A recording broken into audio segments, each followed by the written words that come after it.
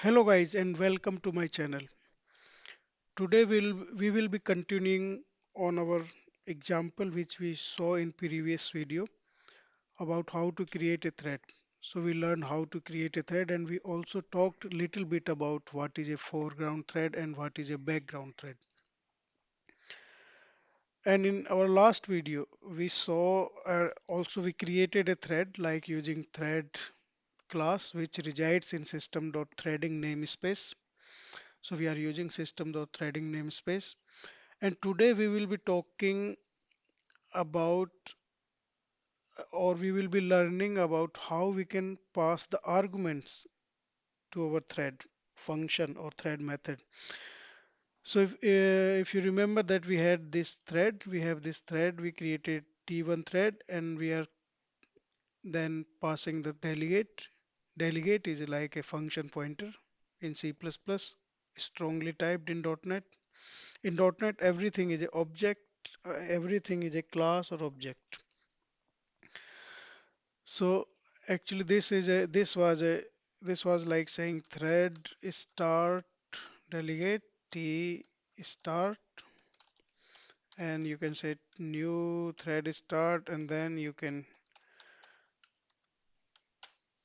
give it a method name which matches its parameter. And the thread start delegate actually uh, it takes no parameter and it returns void. It does not return any value. If you see it returns void, it's a delegate which is a class behind the scene, and then it takes no, it has no parameters, so no arguments you can pass. Here is our print method, which is just an infinite loop, which is printing date and time and then sleeping for 1 second here. And suppose I want to pass some arguments to my thread method. So whenever I want to start a thread, I would like to pass something. I would like to give it some input. And for that, actually, we have to use another overload. We have to create our thread with another uh, uh, constructor. Actually, we saw in our last video that the thread class has four overloaded constructors. So now the first one is here parameterized thread start. You see parameterized, that means there is a parameter. You can pass an argument to that method. And if we look at this actually, if we say parameterized thread start, this is also a delegate p thread start. And if we look at the definition,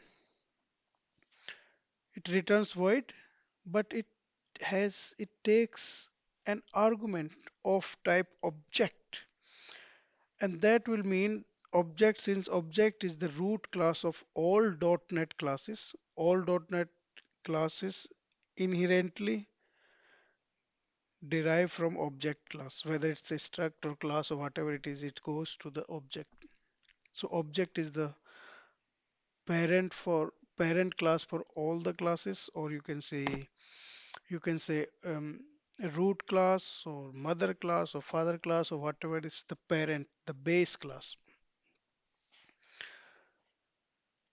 So if we look what we can do now, we can, let's see, we remove this one and let's say I want to pass my name. String name equals to Bobby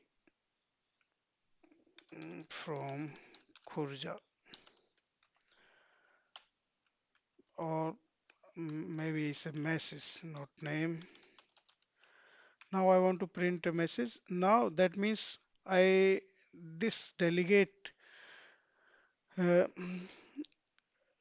this delegate parameterized thread start p thread start, then we can say new parameterized thread start, and here we need a method which matches this delegate's signature, and the signature was like it has to return void and it will take an argument of type object. That means it, and in our print method actually returns void, so that's okay, but it takes no argument, has no parameter.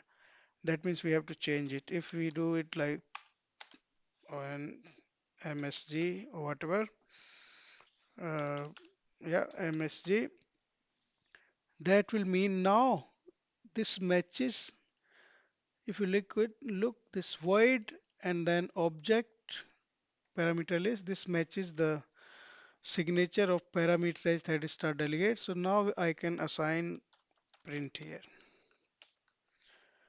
Now it's happy, and now we can create p thread start. So the thread will start, but where do we pass it? That means we have to pass it in start. You see, it's also overloaded method here, start and p start.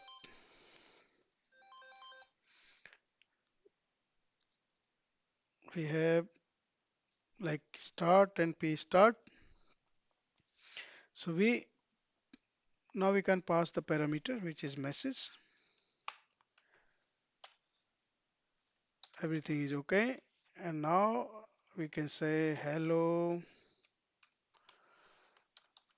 hello, instead of date and time. Now we can see MSG.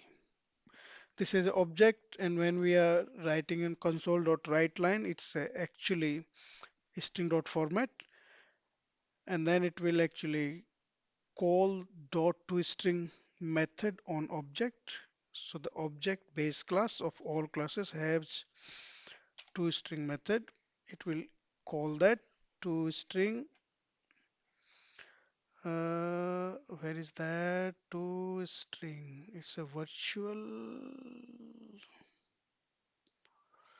equals here, public virtual string to string. So you can override it, or you can just use the base class to string method. Now let's run this, and then we will see hello Bobby from Khurja. Yeah, so that's the way you can pass the arguments to your thread. So now you have your thread which can take an argument and can work on it. This can be written simply using the syntactical sugar of C sharp. There is a lot of sugar, so you don't have to explicitly create an object of type parameterized thread start. You can just uh, give pass in the name of the method which matches the signature of that delegate, and the compiler actually will do what we did like this. Control compiler will be doing this or initializing this p thread start object for us behind the scene. So it's just for our convenience that we don't have to type this. So we can directly say print. Yeah, cool. So now we know how we can pass the arguments to our thread, and then it can be anything. It can be a very complex object, whatever it can be, and then the thread, our background thread or foreground thread or our worker thread will be using that argument and will be doing something about it. So that's the way how we pass the arguments to our thread. In the next video, we will be talking about how we can use threads from thread pool, because now we are creating the threads manually, and we learned that creating a thread is an expensive operation because it takes time and it takes space, takes a lot memory. So it's not always the good idea to create threads manually.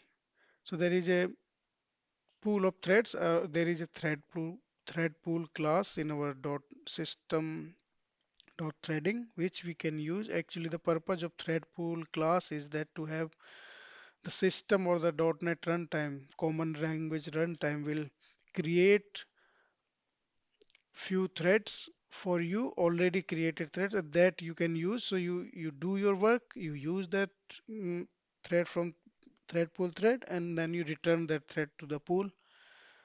So you are not actually creating any thread, you are using already created threads. So that means you are not wasting your time in creating, and you are not also using memory. Yeah, I hope the that will help something. Please write comments or ask questions if you have something.